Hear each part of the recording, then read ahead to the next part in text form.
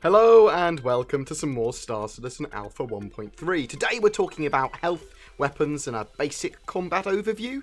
So I've been playing a lot of Star Citizen Alpha 1.3 over the last couple of days, and a lot has changed, so I thought I'd talk about some of the common questions that have come up about individual weapons and general combat in the 1.3 Alpha patch.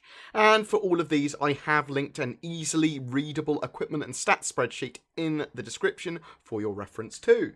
Health, shields and armour. Health is up a lot on hulls and shields, so dogfights in 1.3 last a lot longer than in previous versions of Arena Commander, and you can basically just take a lot more hits on average. Get yourself a shield rented from the rec store. These rented or bought shields have a lot more HP than their stock versions, and some ships can take larger shields, obviously.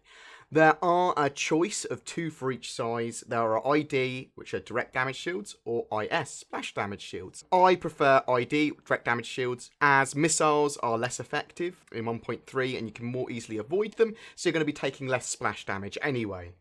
Armour. Armour's been in the game for quite a while now, but only a few ships have it. The armour reduces the amount of damage you take. It's basically damage mitigation, but mainly from ballistic and distortion weapons. But raises your cross-section, so how visible you are, how easy it is for ships to lock onto you and use CS missiles on you.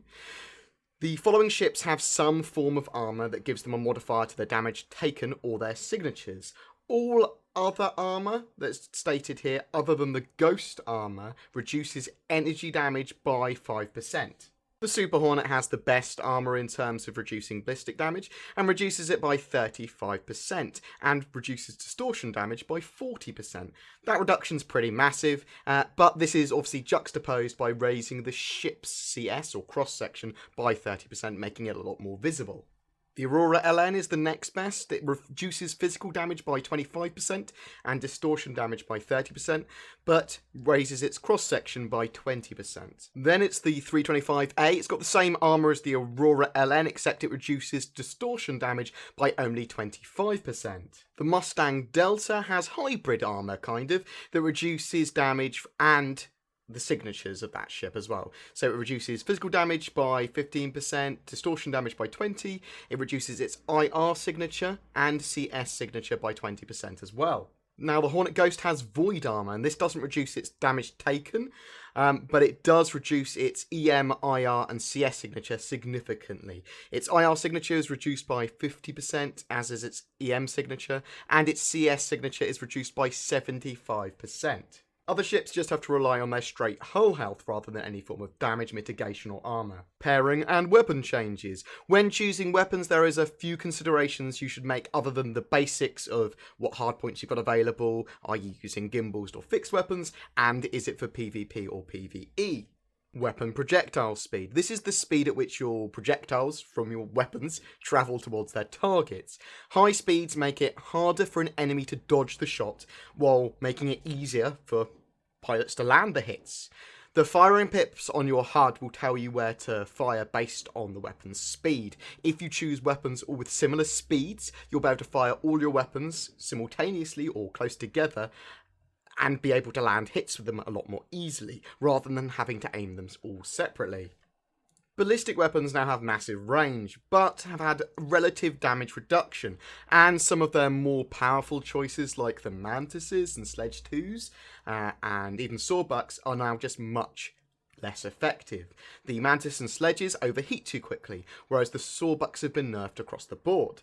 But ballistic weapons can pass through shields to some degree, allowing damage to be inflicted even when the shields are up. Laser weapons are exceptionally accurate now and have pretty damn good DPS. For PvE or Vandal Swarm, I really like laser repeaters. That said, I know a couple of pilots that really like the slower, heavy-hitting damage of the Omniskies, which have also been made more competitive again, and more balanced. Laser weapons need to take down shields before they start dealing damage to a hull, and smaller laser weapons have significantly faster projectile travel times than their larger sized variants. Just keep that in mind if you're wanting to pair stuff together. Omniboating or selecting all of one weapon type happens a lot less frequently now, which is quite good for the game in my opinion. Weapons that I can really recommend and that pair well together are things like the size 3 Panther laser repeaters with size 2 Omnisky laser cannons. They both have very similar projectile speeds of around 1900 meters a second. And another great pairing is the size 1 Omnisky 3 laser cannon with the size 2 Badger laser repeaters. They both have 2500 meters a second projectile travel times. For me, this patch is very much about laser weapons. They feel very competitive and they, for me, are the best choices. Couple of specific notes on weapons, ships and equipment. Sucker punches, they deal distortion damage, which can damage shields and disrupt systems. They are a lot more effective in this patch and a solid size 1 choice if you have weapon slots to spare. They don't really deal damage to the actual ship's hull, so they need to be used in conjunction with other weapons or other ships. The Avenger, that Tiger Strike, that T21 big chain gun on the front of the Avenger is pretty good now, and the Avenger itself isn't broken anymore. It's still a powerful ship though. I actually find that with some NN14 neutron cannons, they pair really well with that Tiger Strike and that Avenger. They might have short range, but the Avenger has good speed and durability and can get into the position it needs to. For me, the Super Hornet is still king of PvP, but a good Gladius or an Avenger pilot can compete pretty well against them, and the Aurora LN isn't to be sniffed at, especially with the right loadout. I really like Super Hornets with 3 Panthers and 2 Omnisky 6s. I just really like that for both PvP and PvE. The laser effects are great in this patch. They've got really great projectile travel time, so you're not going to miss your target. It's just very powerful loadouts. Though it's worth knowing that the power plant in the Super Hornet has been nerfed, and it does require some power management to effectively use a load of energy weapons. Missiles and countermeasures. Missiles are now less effective in general. Their damage has been slightly buffed, but in the patch, countermeasures are more effective, health on hulls and shields are up, and missiles are worse at tracking. It is much easier to evade missiles now with countermeasures or spiraling or strafe turning. Lots of maneuvers will get you out of the way of missiles a lot more easily.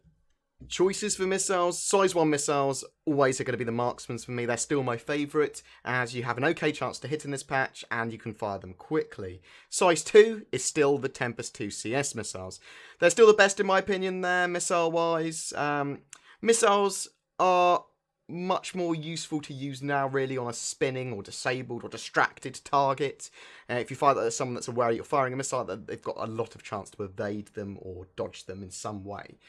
Or maybe you could also use missiles now to get a quick moment of composure during a dogfight, more than you would usually, because previously you would have been able to kill a target if you were using CS missiles, whereas now they can just dodge them. So a couple of super basic maneuvers. If you want to avoid missile fire or some shots from an enemy, if you literally strafe while going forwards or backwards or whatever, and turn towards your enemy, you're much more likely to evade missiles, and you're less likely to be hit. Really basic, obvious kind of thing. But you'd be surprised the amount of people that do not strafe and fire and turn towards their enemy while they're fighting. Also, another really basic maneuver, strafe up and either left or right while aiming at a target. This allows you to get more hits on a larger cross-section. As you travel up above a target, you're going to see more of their cross-section of their ship, and you're going to have to shoot down into their cockpit. You'd just be surprised by the amount of people that try and out-aim their enemies. You've got all this space at your disposal, all this speed, all this power of your ship, you might as well use it. So learning some basic maneuvers, getting used to them, getting your muscle memory going with them is a great way to start to learn, and as you get more advanced as a pilot, build in loads of other skills, loads of other maneuvers that you've either learned yourself or you've learned online. Anyway, guys, I hope that was at least somewhat helpful. There are loads of possibilities and choices with ships now, so please check out those stats and see if you can make yourself a clever build. Please share your loadouts in the comments below. I'm interested to see if you have some stuff that I haven't thought about doing before, or something new that's cool that really works in 1.3. Thanks for watching, and I'll see you in the verse.